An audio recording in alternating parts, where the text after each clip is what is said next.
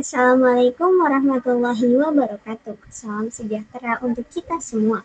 Perkenalkan, saya Usnida Faragila dengan NIM 23051204368. Pada kesempatan kali ini, saya akan memaparkan materi mengenai sejarah internet sebagai bagian dari mata kuliah jaringan komputer. Baik, langsung saja ke awal mula internet. Sejarah internet dimulai pada tahun 1969 ketika Departemen Pertahanan Amerika Serikat melalui lembaga DARPA mengembangkan proyek bernama ARPANET. Tujuan utama dari proyek ini adalah untuk menghubungkan komputer agar bisa saling bertukar informasi. Awalnya, proyek ini hanya ditujukan untuk kepentingan militer, khususnya sebagai sistem komunikasi cadangan jika terjadi perang atau serangan nuklir. Pada tahun 1970, sudah lebih dari 10 komputer berhasil terhubung ke dalam jaringan tersebut. Pada awalnya, ARPANET hanya menghubungkan 4 universitas besar, yaitu Stanford, UC Santa Barbara, University of Utah, dan Research Institute. Kemudian, pada tahun 1972, jaringan ini diperkenalkan ke publik. Seiring waktu, penggunaannya meluas ke berbagai universitas. Karena semakin besar dan kompleks, ARPANET kemudian dibagi menjadi dua, yaitu ARPANET untuk kepentingan sipil dan MILNET untuk kepentingan militer. Selanjutnya yaitu tonggak penting internet. Beberapa tonggak penting perkembangan internet antara lain, di tahun 1982, protokol standar TCP/IP dipublikasikan dan digunakan secara luas. Lalu pada tahun 1984, sistem nama domain atau DNS mulai diperkenalkan.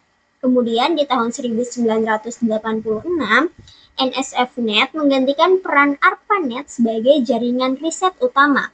Lalu pada tahun 1990, ARPANET resmi dibubarkan, namun internet terus berkembang dengan hadirnya World Wide Web yang berbasis grafis.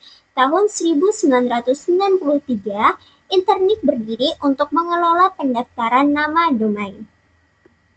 Nah, lalu bagaimana internet bisa masuk ke Indonesia? Di Indonesia sendiri, internet mulai berkembang sejak awal 1990-an. Saat itu lebih dikenal dengan istilah paguyuban network, yaitu jaringan internet yang dibangun dengan semangat gotong royong.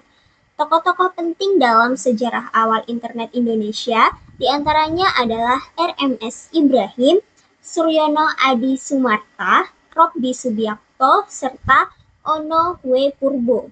Pada tahun 1994, berdirilah penyedia layanan internet komersial pertama di Indonesia, yaitu Indonet.